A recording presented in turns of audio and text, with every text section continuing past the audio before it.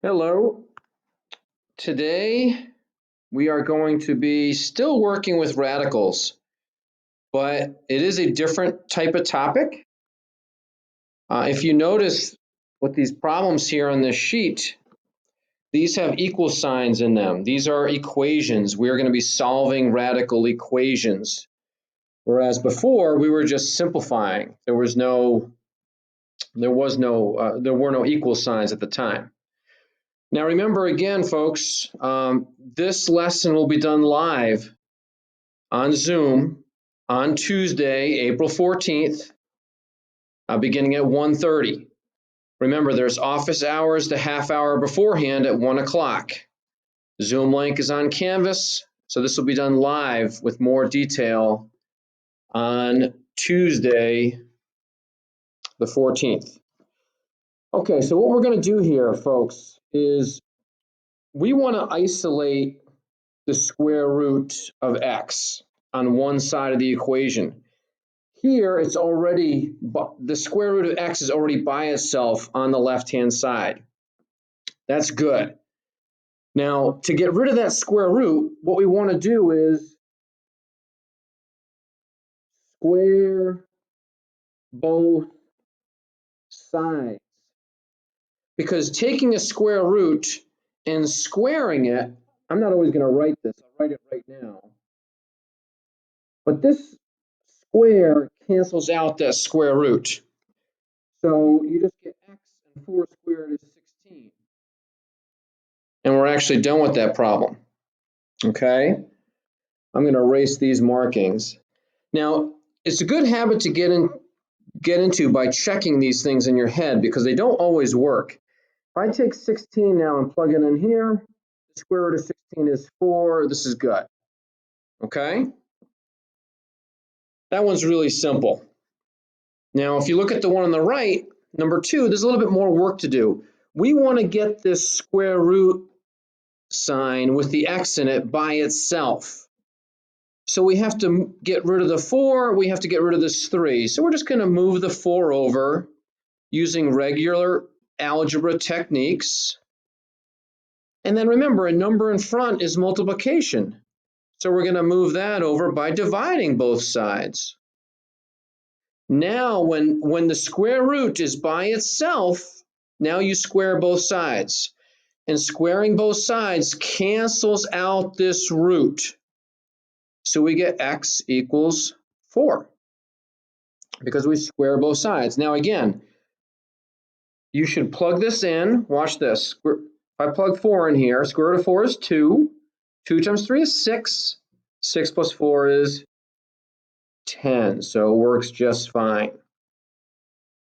Now watch this one here on number 3. It looks like it's really easy. Square root's already by itself, so we're going to square both sides. So we get x. Now negative 3 squared, this square is going to this entire thing. So you end up getting x equals 9. Now let me erase these markings. Watch what happens when I plug this in though. Square root of 9 is 3, not negative 3. This problem actually can't be done. This is no solution. Remember, this should make sense when you think about it. The square root of a number cannot be negative. Okay? So that one's no solution. That's why you got to check these sometimes. Most of them will work out. I'm not going to force you to show the check, but you should be doing it in your head.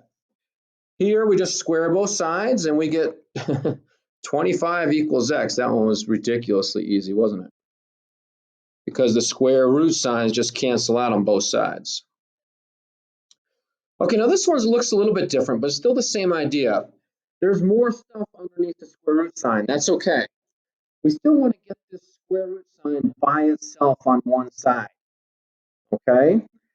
So what I'm going to do is I'm going to move that 5 over. So I get square root of x plus 1 equals negative 1. Okay. Now everything on the left-hand side is in the square root sign. That's good. Now we square both sides. The square cancels out this root, so we get x plus 1. Remember, the whole thing gets squared here. Subtract that 1, you get x equals 0. But remember, I got to check this. If I put 0 in there, 0 plus 1 is 1, square root of 1 is 1. But what is 1 plus 5, 4? Doesn't work. This one is also no solution. Okay. Now, look at the next one, number 6. You see both sides have some long thing in the square root. It's no big deal. Everything's in the square root on each side. So we are just going to square both sides. That cancels out the root. So we get 4x plus 8 equals 3x plus 13. Now it's just a regular algebraic equation. We were doing these back in August and September. So we just move the 3x over. This is old stuff. And move the 8 over at the same time to the other side. You get x equals 5. Yeah, I'm going to do a little check. I'll jot some things down. 4 times 5 is 20, and 20 plus 8 is 28. So you have square root of 28 on that side. 3 times 5 is 15. 15 plus 13 is 28. So you get square root of 20. Square root of 28 equals square root of 28. So this answer is good. It works. Okay. So this is something you're going to have to go back to refer to. You have to have this next to you, this completed sheet, when you're doing your homework. Because all these problems get a little bit different all the time. Look at number 7. Number 7, we actually have some like terms. You see you have this root x here, 3 root x. You have negative 6 root x. Those are like terms. We want to get them together. So we're going to move that over by adding it. See, we're still using our algebra skills that we've learned from before. So we have 9 root x on that side and 72 on this side. Now this looks like stuff that we did earlier, like number 2 or something. You can probably finish this on your own. If you want to pause, you can pause this right now and finish it yourself. I want to get this root x by itself. So I'm going to divide both sides by 9. And I get square root of x equals 8. Now the square root is finally by itself. Square both sides. And we get x equals 64. Now, if you do a little check, if you plug that remember, if I plug that 64 in here, square root of 64 is 8. 3 times 8 is 24. And let's see. This is just a check. If I plug 64 in here, I get 8. 6 times 8 is 48. And 72 minus 48 is 24. It works. I'm hoping that you're looking at number 8 already and you're recognizing that, hey, you have like terms. You have square root of x plus 9 2 times. Remember, there's an invisible 1 in front of both of these. So I can combine these like terms, and I get 2 times square root of x plus 9. Now, try to finish this by yourself. Isolate that square root of x plus 9, and then square both sides. You should divide by 2. Now the square root is by itself. Square both sides. Squaring both sides cancels out the square root there. And that 7 turns into 49. Of course, I'm going to subtract 9, and I get x equals 40. It works. This will be square root of 49, which is 7. This would be square root of 49, which is 7. And 7 plus 7 is 14. All right, kids, moving on. I'm hoping that you should try to do this one yourself, number 9. This is nothing new. Number 10 as well. So you might want to pause this and try this yourself. You have a number, so I'm going to go and continue here now. But in number 9, you have this, both sides are completely in square roots. Okay? So what I would probably do is just square both sides to get rid of the square root signs. And then you move the 25 over by subtracting. And if you plug in, it works. Whoops, part of my X disappeared there. Hopefully it stays this time.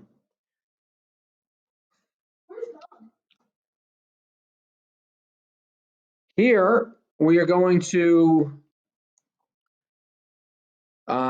get the square root of x minus 49 by itself. So we have to first get rid of the 4, divide by 4. So 8 over 4 is 2, and now we have x minus 49. Okay? Now you should know what to do. The entire right-hand side is in the square root, so we're going to square both sides. That gets rid of that square root sign. And now just move the 49 over, and we get x equals 53. It works. If you want to plug it in and check, you can. You should. You can do it in your head, though. 53 minus 49 is 4. Square root of 4 is 2, and 2 times 4 is 8. All right, I only got 4 more problems here. I'm going to go somewhat quickly. Remember, live lesson, Tuesday the 14th. Okay, number 11 and 12, both of them I have like terms. They're a little bit different, though. The like terms in number 11 are just the x's. So I'm going to move this over. 4x minus 3x is x. Now you really got to pay attention the rest of the way because this problem is a little bit different, but you do have the skills to do this one. It's just that we haven't done some of this in a little while. We're going to square both sides now, right? Now when I square this left-hand side, I get x squared. Squaring this cancels out the root sign. And I'm hoping that this rings a bell. We have a quadratic equation. So now we want to set it equal to 0 because we have an x squared term and we have an x term. So we want to set it equal to 0. And I'm going to move these two things over to the left where this is positive. To move this over, I subtract it. To move this over, I subtract it. And if you're thinking factoring, good for you, because that's what we got to do here. Remember all that time we spent on factoring way back when before we left? Factor pairs of 4 to give me 3. I'm going to use 4 and 1. This tells me signs are different. That's going to be the bigger one's negative. So I get x equals 4, and I got x equals negative 1. Now watch what happens here, though. Okay, if I plug 4 in, I'm going to check this in my head. So there's a lot to keep track of. So watch. I'm going to have 16 right here. 3 times 4 is 12. 12 plus 4 is 16. Square root of 16 is 4. And 3 times 4 is 12. 16 does equal 4 plus 12. It works. Watch what happens with this one. This one doesn't work. So I'm going to cross this answer out. We still have a solution. Solution is x equals 4. But I want to make sure that you understand why this one doesn't work. If I plug the negative 1 in, I get negative 4. If I plug the negative 1 in here, I get negative 3. And negative 3 plus 4 is 1. The square root of 1 is 1.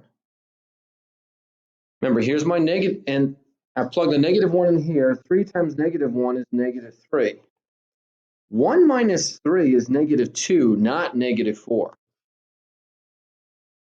This answer doesn't work. Okay? Now, what what we might want to do right now is skip down to number 13. 13 is similar, and maybe do that one. Now, it's not quite as hard.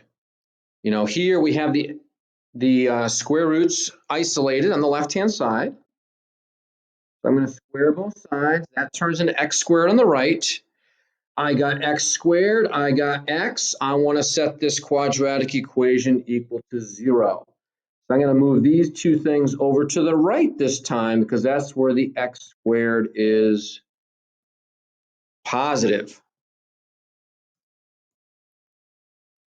And again, we're factoring.